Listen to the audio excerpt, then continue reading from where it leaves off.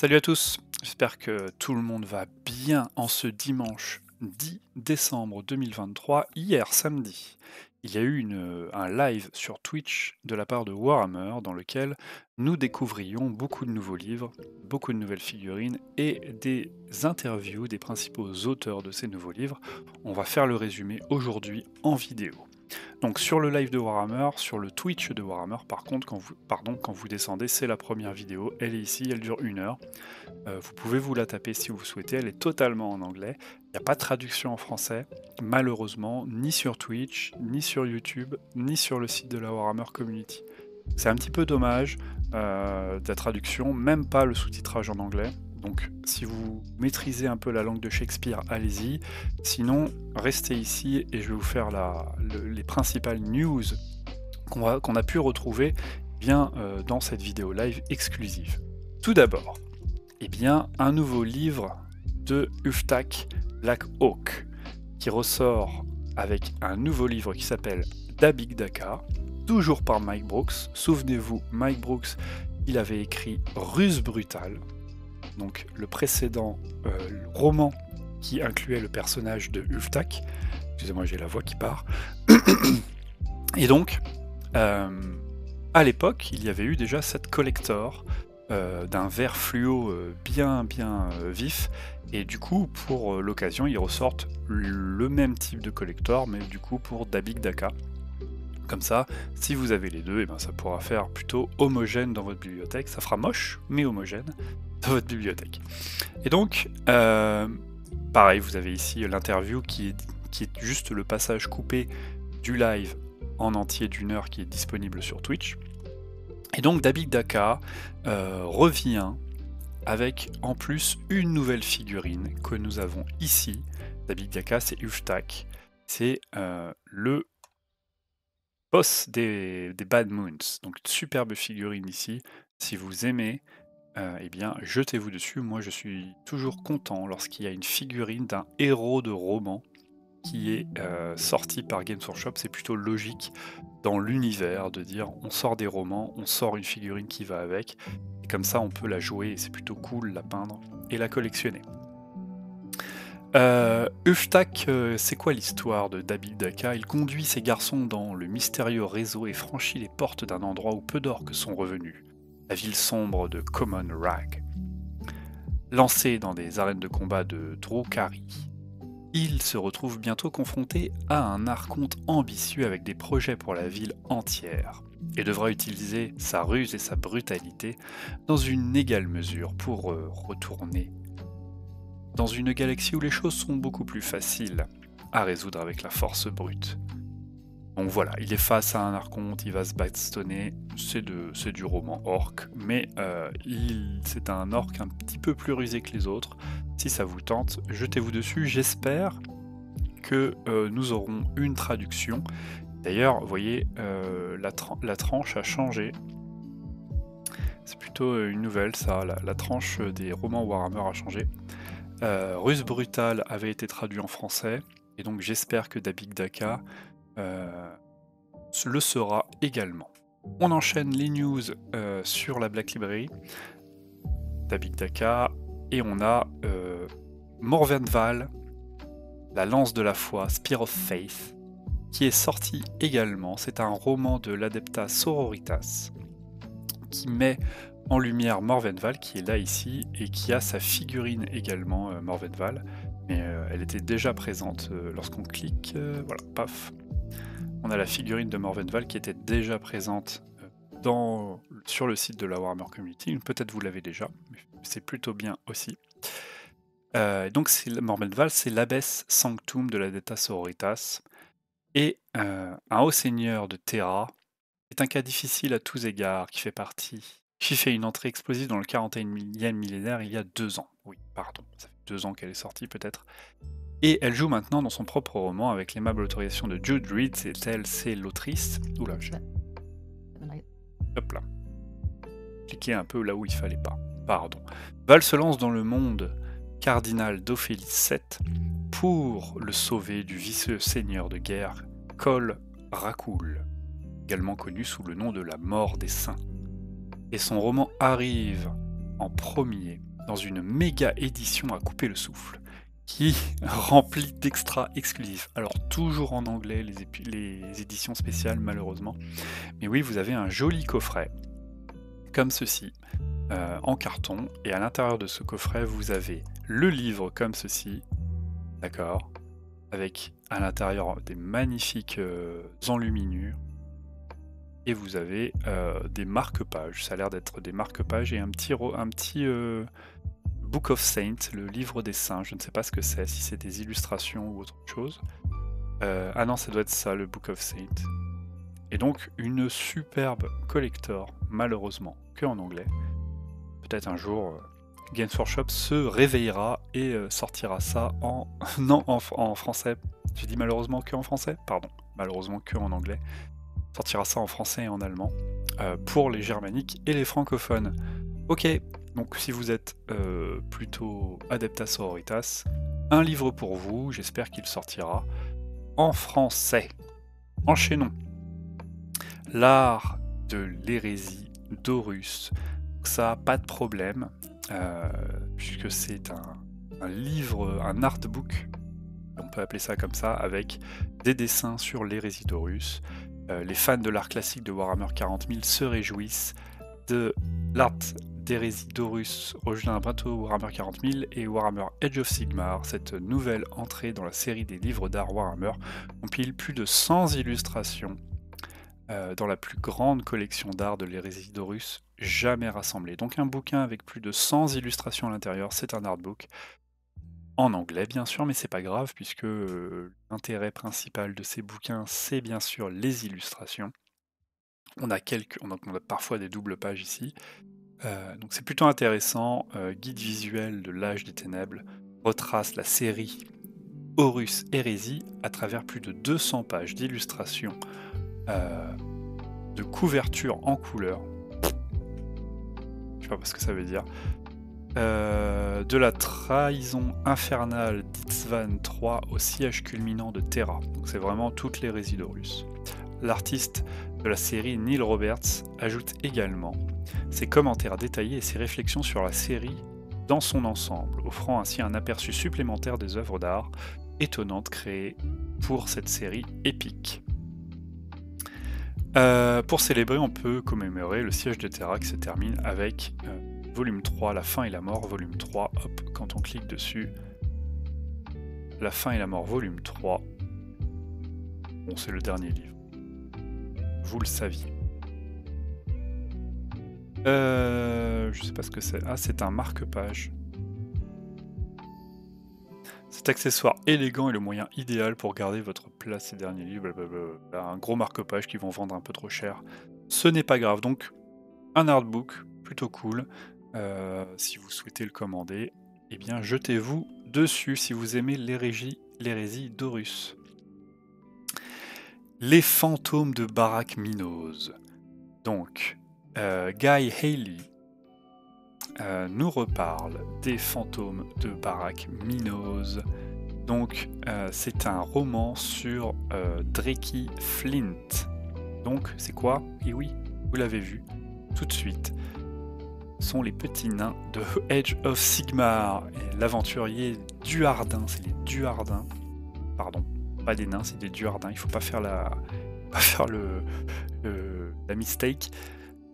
S'en est à peine sorti avec sa barbe encore attachée après sa dernière aventure, et maintenant Guy Haley est là pour nous parler de son nouveau roman qui sortira lors de la Black Library Celebration de l'année prochaine, Les Fantômes de Barak Minos. Vous avez l'interview en anglais qui dure 4 minutes. Ça nous raconte quoi? Lorsqu'un membre de son ancien équipage présumé mort s'est retrouvé inopinément intact, Dreki, le héros, se lance bientôt dans une aventure encore plus grandiose dans le serment de l'Arcanaute.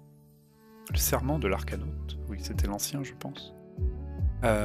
Vous voyez, Hafthor ne semble peut-être pas plus mal à l'aise, mais il est certainement maintenant complètement fou. Et ses bavardages sur le légendaire Dead Air pourraient bien conduire l'équipage de Hellsling vers la cité céleste perdue de Barak Minos. Deki Dreki, pardon, est sûr qu'il y trouvera d'innombrables richesses en éther or, prêtes à être récupérées. Mais des silhouettes obscures d'où le goût semblent déterminées à faire taire les délires d'Heftor. Il y a un petit problème d'un maelstrom légendairement mortel à naviguer sur le chemin. Pardon, il y a un maelstrom sur le chemin. C'est les traductions Google Trad, hein, c'est compliqué parfois. Serait-ce enfin la fin pour cet audacieux bretteur? Alors un bretteur avec une hache et un pistolet, je suis pas sûr que ce soit un bretteur, mais bon. Un livre de Age of Sigmar, donc, sur Dreki Flint, les fantômes de Barak Minos, si vous aimez, eh bien, les Duardins. C'est pour vous. Ahriman. Et oui, Ahriman immortel, la suite, qui revient donc dans une collector en anglais, encore une fois, superbe collector, un peu à l'ancienne. Qu'est-ce que ça nous raconte? Tout au long de ses voyages, le seigneur des sorciers des Thousand Sons a cherché un moyen de restaurer sa maudite légion.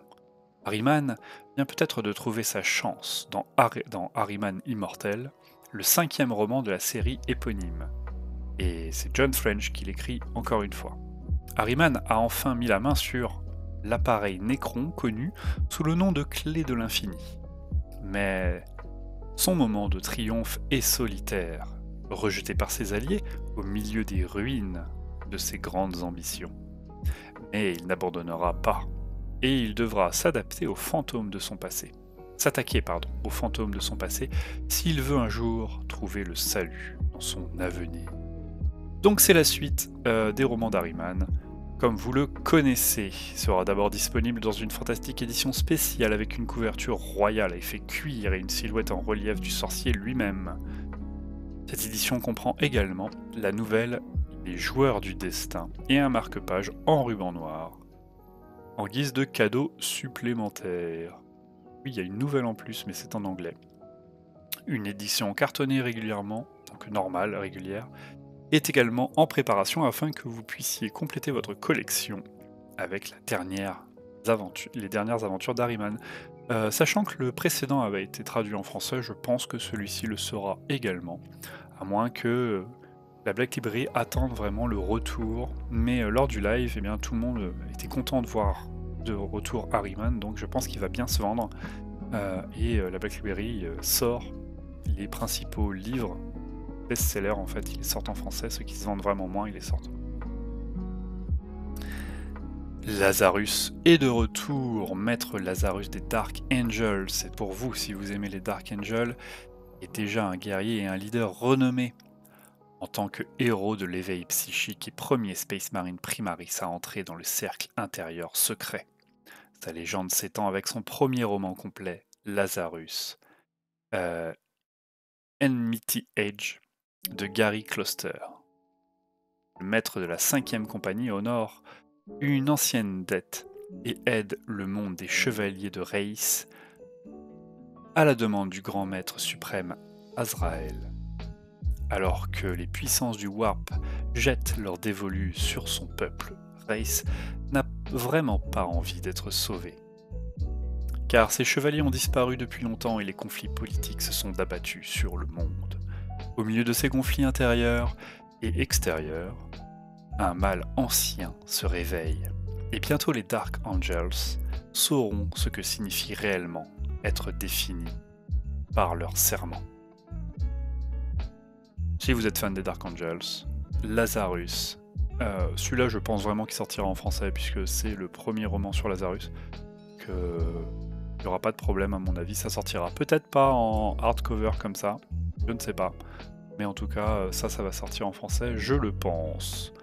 On enchaîne toujours un nouveau roman rejoint à la série Renegades, qui a commencé avec Harrow Master, rejoignant cette fois-ci une bande de guerre des empereurs Children's, alors qu'ils s'irritent contre leur existence de petits pillards. Rich Mark Cormick qui nous écrit ça dans Lord of the Excess de Rich Mark Cormick, le seigneur de guerre violent et Hédonis Xanthine, chef des adorés, a une chance de prouver qu'il est un véritable fils de Fulgrim, lorsque ses faucheurs découvrent un monde riche en précieux traitements de rajeunissement et coupé de l'impérium par des tempêtes de distorsion déchaînées. Mais ce sont des forces du chaos dont nous parlons, et des fissures dans la règle prétendument parfaite de Xanthine commencent à apparaître lorsque les empereurs Children lancent leur attaque. Le seigneur de guerre en veut plus, et une pourriture purulente au cœur de son commandement n'attend que de se libérer. Si vous aimez les empereurs Children, ce livre est fait pour vous. Si vous aimez les armures roses, on vous voit. Mais c'est plutôt cool. Je ne sais pas s'il sortira en français. C'est la suite de la série Renegades. Donc il y avait Arrow Master. Édition spéciale pour un de mes livres préférés, L'Infini et le Divin. Il est où? Il est là. Oh, L'Infini et le Divin, je vous en parlais hier. Et je l'ai toujours pas rangé, donc il est sur mon bureau. Édition spéciale, l'histoire fondamentalement d'une rivalité de longue date entre deux nécrons légendaires revient dans une nouvelle version. Édition spéciale, L'Infini et le Divin de Robert Wrath oppose Trazyn l'Infini à Hurricane le Devin dans une course pan-millénaire. Une course qui dure sur les millénaires, pour revendiquer un artefact qui pourrait détenir la clé de la prochaine évolution des Nécrons, laissant les mondes entiers détruits dans leur sillage obsessionnel.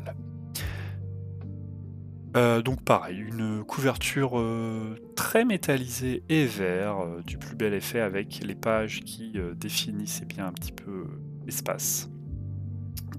Signé par Robert Wrath, 2000 exemplaires, on le voit ici. Les gens vont se l'arracher puisque c'est un super bouquin. Malheureusement, que en anglais, encore une fois. Et les gens vont se l'arracher aussi surtout pour le revendre plus cher après. Donc c'est la course pour ces livres-là.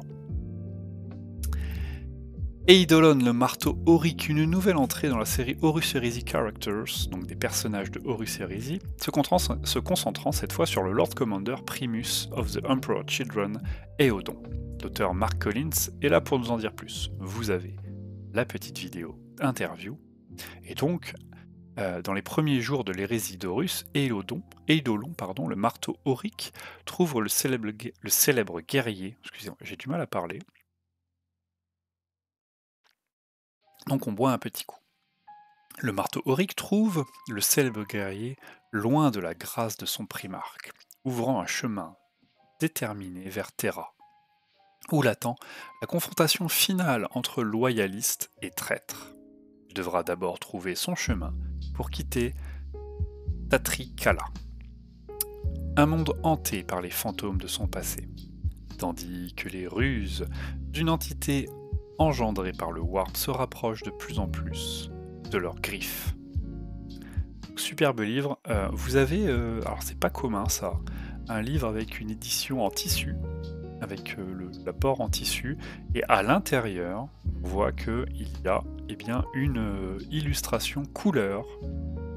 C'est plutôt sympa. Alors le prix va être sympa aussi, je pense. Mais c'est pas commun de voir ces éditions-là. Peut-être est-ce précurseur de toute une nouvelle série avec des éditions comme ça, où on a édition tissu, tranche tissu, couverture tissu, marque-page en tissu aussi violet ici là, et à l'intérieur, une illustration couleur. C'est plutôt très cool. Je trouve ça très cool. On passe à Age of Sigmar maintenant, Royaume de mort, The Dead Kingdom de John French. Il s'agit du deuxième long roman de la série commencée par The Hollow King. The Dead Kingdom fait monter les enjeux alors que les voyages de Cadeau l'emmènent à Létis, la capitale du Royaume de la mort, et une allégeance non désirée à Neferata, le mortarque de sang. Pareil, je ne sais pas. Donc on voit Neferata derrière, et puis on voit devant, comment ils l'ont appelé, Cadeau. Cadeau Ézéchiar, ce personnage-là. Pareil, j'espère que ça sortira en français aussi. mais on n'a pas les news là-dessus, ça va dépendre comment ça va se vendre, et malheureusement, Age of Sigmar étant un petit peu moins populaire que Warhammer 40 000, parfois il y a un peu moins de livres Age of Sigmar qui sortent que de livres Warhammer 40 000, et c'est plutôt dommage. Moi, dès qu'il y a des petites dents de vampire, je kiffe, et donc je suis content.